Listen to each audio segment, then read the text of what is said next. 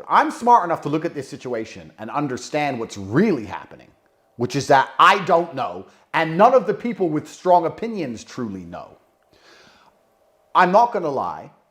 I do find it extremely suspicious that the most feared intelligence agency on Earth didn't manage to detect an invasion on the 50th anniversary of another famous invasion.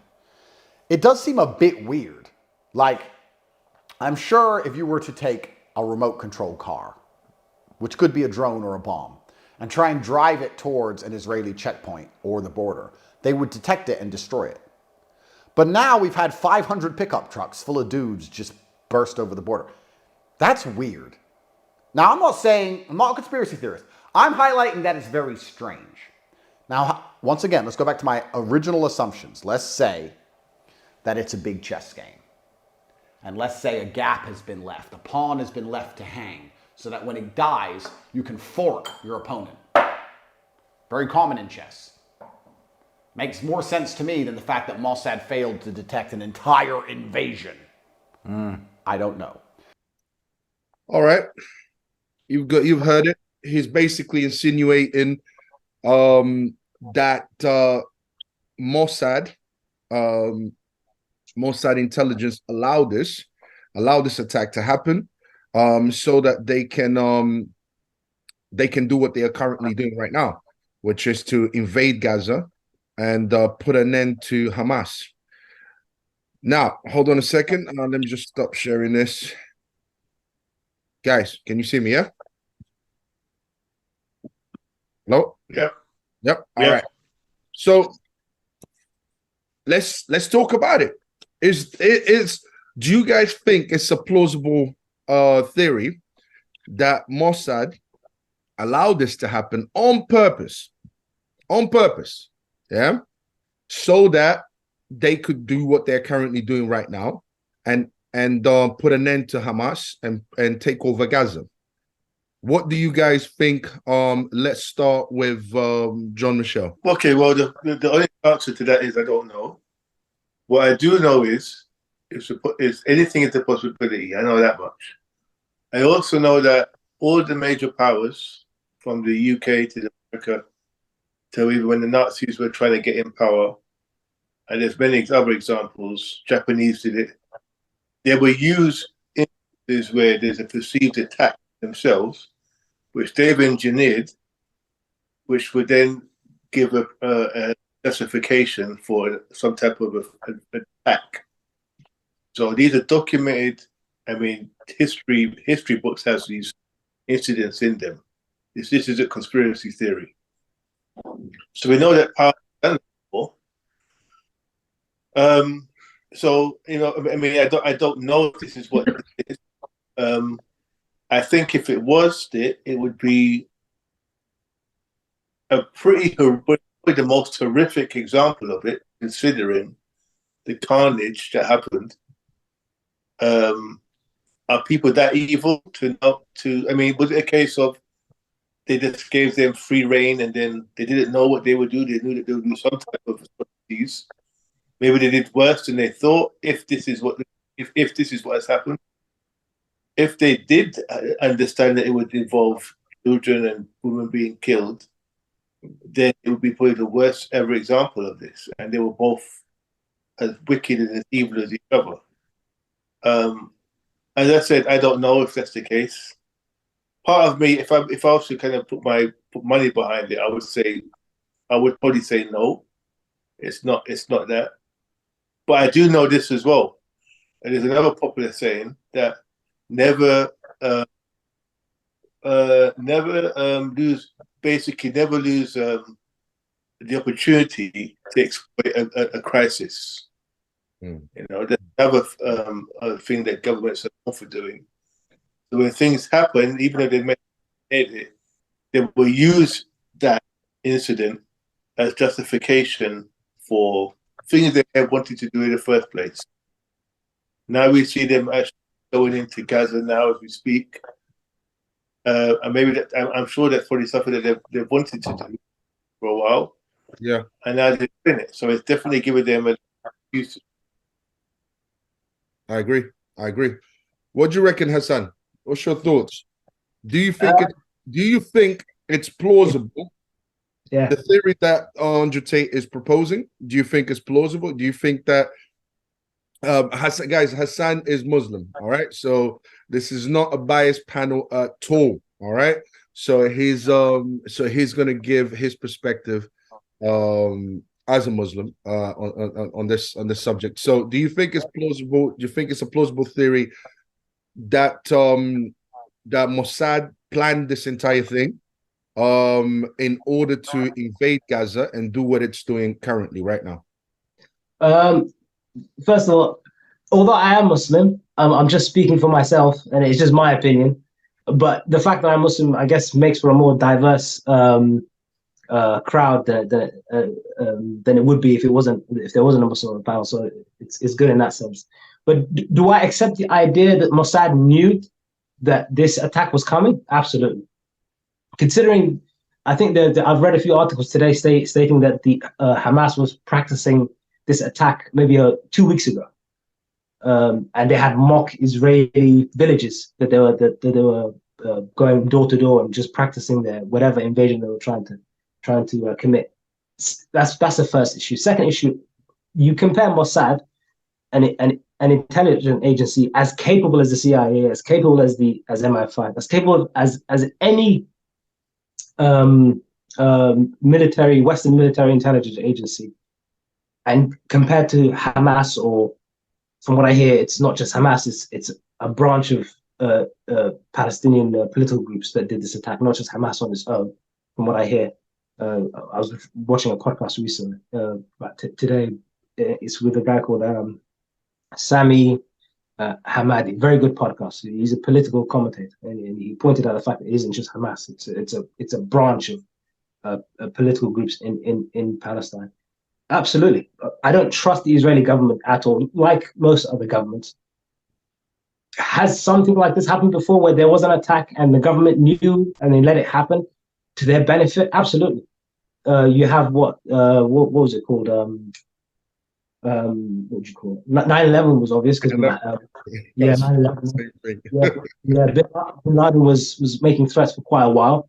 You have Pearl Harbor. The Japanese made it very clear they were going to attack the US.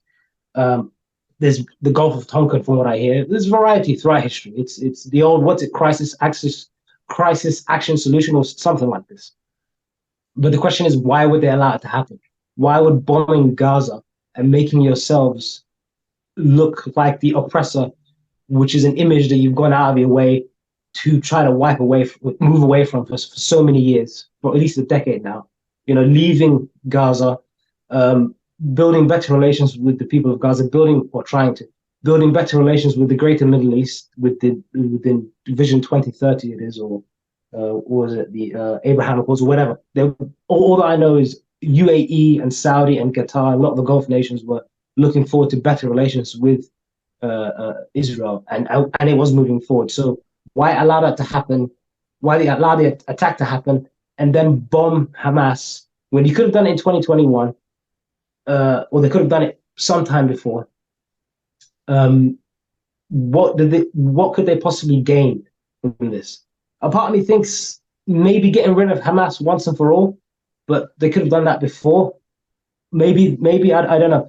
The fact that Hamas overwhelmed, Iron Dome with the right number of missiles, because I didn't know Iron Dome had any weaknesses. Who knew that it wasn't 5,000 missiles, but it's 7,000 missiles? That there was a particular number to overwhelm Iron Dome. You think by the time they'd be overwhelmed that the IDF would be in place, but they weren't found. Just like there was no air defense during 9/11 for some reason. It's too convenient for it to be circumstantial, but it's not clear enough to be evident that there is a conspiracy. It would have to be somebody from the inside, like in most conspiracies, exposing the truth of what's going on. We may not know that for 10 years, 5 years, a year, 20 years from now, but I think it's too convenient to be a coincidence. Okay, all right, that's fair enough. I'm gonna look. What we've basically come to an agreement of is that we don't know for certain, but it's definitely plausible. It's logically plausible that Mossad was aware of what was going to happen. They allowed it to happen so that they can do what they are currently doing right now, which is invade Gaza. And just to give you guys an idea, the death toll has now risen to 1,799, and injured 7,388. That's the current Palestinian death toll right now. So, all right, let's say they did. I agree. Anything is possible, right, guys? Let's say that is definitely the case. That's what Mossad planned to do or is doing. Are they justified for even planning this out? Are they justified in any way, shape, or form? Right. Now, that's an interesting question, because the immediate answer, is it just your mind will come with? No, they're not. From their perspective, innocent people were killed, and they're killing innocent people back. Mm-hmm. I guess in their minds, they're justified. I don't believe any killing of innocent people is justified from either side. So in that premise, I have to say no, from my perspective. You understand? From their perspective, and if you were to put yourself in those shoes, where you're witnessing innocent people being killed, your quest for vengeance would perhaps involve less targeted attack. If you're basing it on literally, I've witnessed innocent people being killed, and I'm now going to find the perpetrators. You may have less concern for the innocent people. However, that's me speaking as an individual. A government, a so-called government, cannot be seen to act the same as what they call a terrorist. If you're calling them a terrorist group and yet you're behaving in the same manner, what does that make you? You don't have moral high ground. Because then we can do a terrorist group too if you're killing innocent people. And that's my issue. If you're a government and you're supposed to be operating at a higher moral standard, you have to be seen to be acting in a certain way. And at the moment, they're not, because they're indiscriminately killing women and children with bombs. Okay? So, no, I don't think they're justified in what they're doing. As a government, no, they're not justified in what they're doing. As a government entity. Okay. Hassan, what do you think? Yeah, I agree. Is the Mossad government justified in setting this? Let's say they did set it all up. Are they justified in attacking Hamas and trying to get rid of Hamas? So I want you to really understand the question, because let's say, and I understand everything that John Michel said. They want to get rid of Hamas. All right. So guess what? So they set this whole thing up in order to get rid of Hamas. Are they justified in those actions? Are they justified in allowing Hamas to commit what they committed? Are they justified in allowing Hamas, in setting Hamas up so that they can get rid of Hamas? So setting them up meaning allowing them to complete their plan. Allowing them to complete what they did. But the end goal is eventually to get rid of Hamas completely. Are they justified in that? I would say no, because first of all, that means they allowed a terrorist organization to kill their own citizens. That's failure number one from the get-go. They haven't fulfilled the objective of protecting their citizens. They should stop any terrorist group committing anything, committing to any terrorist plans at any point at any time. That's their basic function. So they fail there, and they're acting more like an intelligence agency than a military protective agency or organization in that example. But what is it? Israel has done this before. They did this with they've what was it with Al-Nusra when this is the Free Syrian. These are the terrorists that were the terrorist organization in Syria. What, in 2015, 2014, 2016, something like this, where they were giving them free medical assistance on the Israeli border sending them back out to Syria to help fight Assad, and trying to promote his end. But obviously, Assad was ultimately protected by Russia, so that's why he's still surviving. So the question is it are the means justified if the ends is justified? No. Right. All right, but okay, guys. Thanks. Look, it's funny. Hassan said something that I found very interesting. You called Hamas a terrorist organization. Me? Yeah. Several times you called them a terrorist organization. John, do you agree that Hamas is a terrorist organization? Based on the acts they've just committed, yes, they are. Okay. If it's a terrorist organization, wouldn't logic follow, regardless of how Mossad went about doing what they did, assuming that they set this whole thing up, even if they sacrificed a couple of their own people? If it's a terrorist organization, aren't they doing the right thing by getting rid of this terrorist organization? There's nothing wrong with getting rid of a terrorist organization. It's how you go about doing it.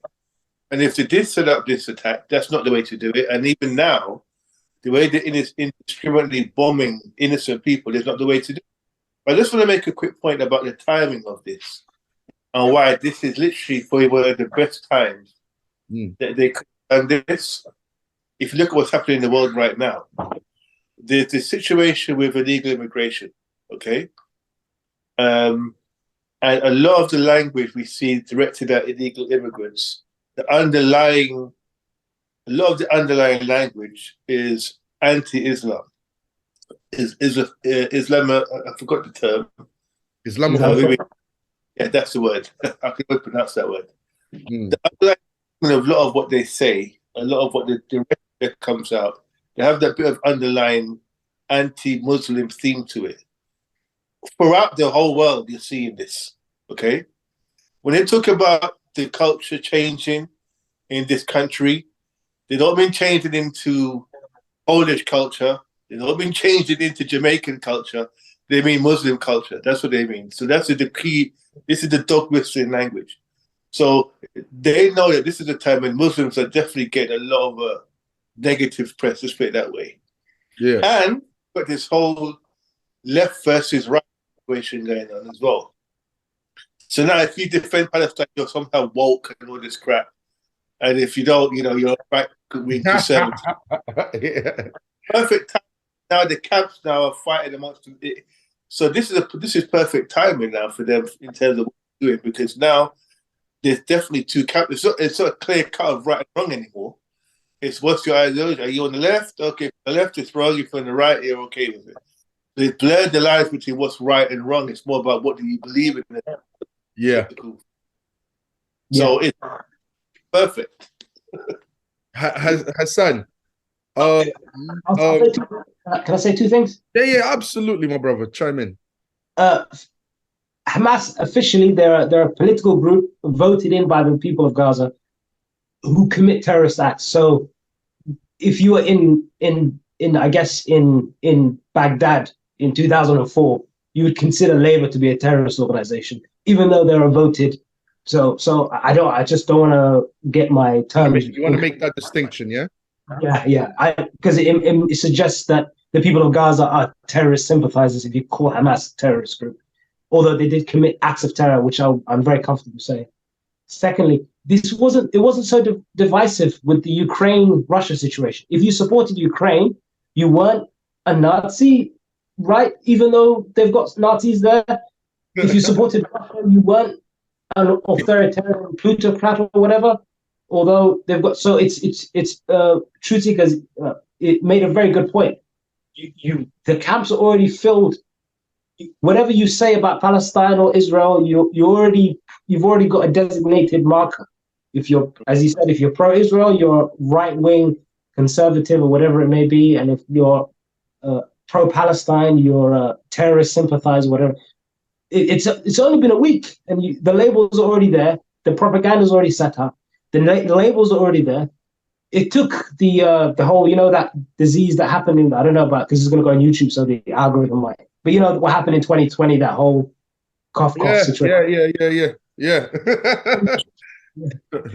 It took a while. It took a good few 6 months before people referred to as uh, sea deniers or whatever it was, Yeah. which is similar to Holocaust denier. So it took time to build up. But and I'm not saying, because I don't want to say that the Muslims are a victim class or whatever it may be, but you support I'd say you don't condone the mass murder of innocent women and children. You're already a terrorist sympathizer. It's got nothing to do with terrorism. You just don't like seeing Palestinian babies or people of Gaza wrapped up in sheets because they're dying in God knows how many numbers using smart weapons and people who have nowhere to go in a very small area. But you're a terrorist sympathizer, or if you think that people being shot in the streets, from what I've seen on YouTube videos by Hamas, don't deserve that. You're conservative, or we just don't like seeing killing. Most people, the media's already set up its positions very quickly for some reason. Yeah, look, I'm just as sensitive as everyone else. I don't think no one likes to watch people being murdered. Any innocent people. I don't like to see all the Palestinian people being killed right now. Just like I didn't like seeing the Israelis being massacred. I just the reason why I brought this up, and trust me, guys, I'm going somewhere with this. Is I'm going to share my screen right now with you guys. Just let me see if you guys Article 11. Can you guys see what I'm seeing? Yeah. Yeah. All right. I don't know if you guys know what this is, but this is the Hamas Covenant 1988, the Covenant of the Islamic Resistance Movement, 18th of August 1988, in the name of the Most Merciful Allah. Now, this covenant, they've got an updated version as well, that came out in 2017. Now, when you look at this article, of course, we can't go into all of it, but the article is basically saying that the land is theirs, and they will continue to fight for this land regardless, because they believe that the land belongs to them, not to the people, not to what they call invaders, Zionists, and so on and so forth. All right. My problem with it is, if you have a group, and look, we can theorize all we want, but at the end of the terms and conditions, I call this the terms and conditions. I always tell people, check what people believe in. What they believe in, that's what motivates their actions. All right. So what motivates me as a Christian is what's written in the New Testament. What motivates a Muslim is the Quran. What motivates the Jew is the Torah. What motivates anyone, what motivates woke people, is feminism. It's secularism and all of that type of stuff, right? They believe in abortion, for example. All right. So that's what motivates secular people, right? Everyone follows something. And what they're basically saying here is, well, to kill the Jews. Now, they even go as far as the Islamic Resistance Movement is one of the links in the chain of the struggle against Zionist invaders. It goes back to 1939. And then it's got very troubling language. The day of judgment will not come up. They even quote the Hadith, al-Bukhari. The day of judgment will not come about Muslims. The day of judgment will not come about until Muslims fight the Jews, killing the Jews, when the Jew will hide behind stones and trees. The stones and trees will say, "Oh Muslims, oh Abdullah, there is a Jew behind me, come and kill him." Only the Garkad tree, evidently a certain kind of tree, would not do that, because it is one of the trees of the Jews. So they even quote that. The Islamic just wanted to show you that I want to encourage everyone to go and read this, because what they base the whole thing is basically saying that the land should be theirs, and they're not going to stop fighting for that land regardless. Now, what are your thoughts on this?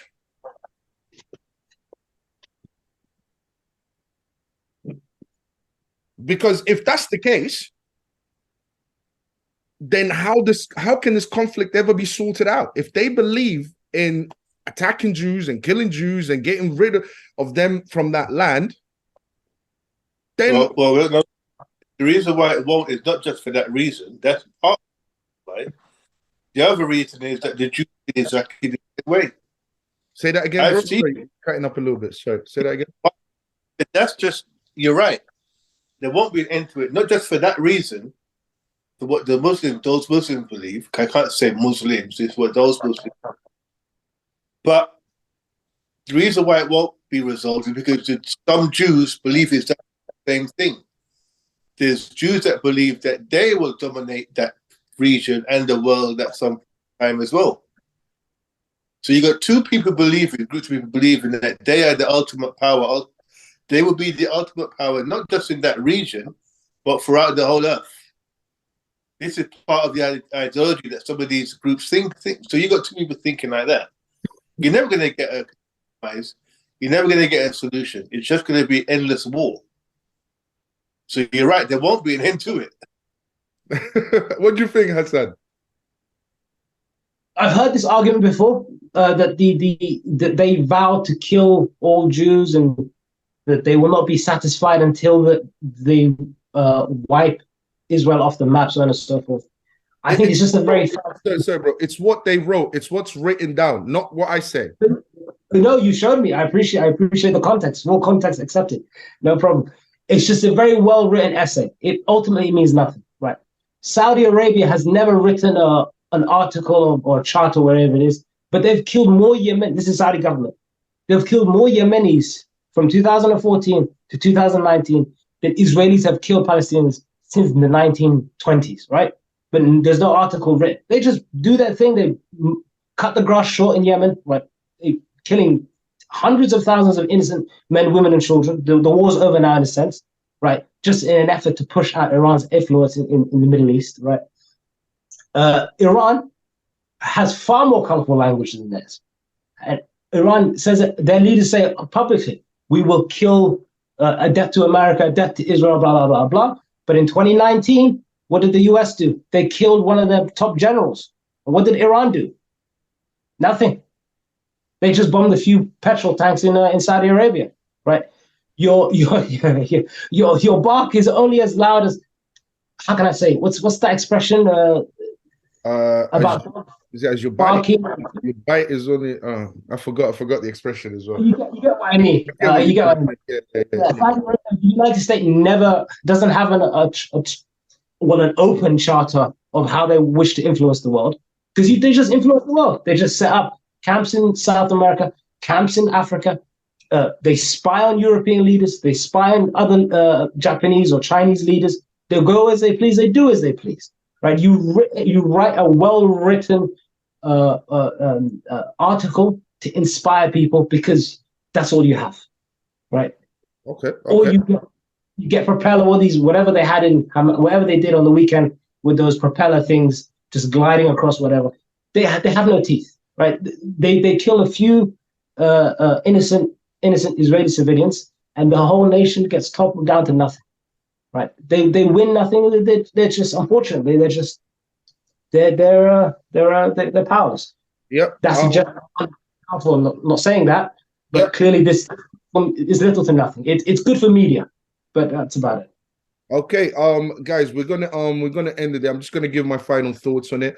The reason why I asked the question of whether or not the Jews are justified in doing what they're doing is because the way they see things is this is not going to stop, and since we have the power, we will eliminate them. That's how they see it, because they feel that the Hamas is motivated by what I just read out, and because of that, they feel as if this will be a never-ending situation. You know, you've got a group of people that wants to eliminate you, and you yourself don't want them in the land. So guess what? One has to destroy the other. That one has to destroy the other. You can't have two people that mutually hate each other, or one group that wants to eliminate the other and think you can coexist with that group. Eventually, it will lead to destruction of both or of one. So that's basically the point that I was trying to make, because we are trying to get to the solution of all of this. And personally, when you've got groups that believe in eliminating others, I don't think there will ever be a solution. I really don't. Unless they forgive each other and become Christians, which will never happen. Yeah, guys, listen, I just want to thank you guys for coming on the live. I think I'll be honest with you. I think this will be the best breakdown so far on the internet, because I think we addressed a lot of things that a lot of people are not addressing. They're not touching on. And I think everyone will actually enjoy this breakdown more than anything else that's out there. But yeah, guys, I just want to thank Hassan for coming on, my Muslim brother. I want to thank John Michel for coming on as well. And yes, guys, we'll see you next time. This is The Solution. Peace.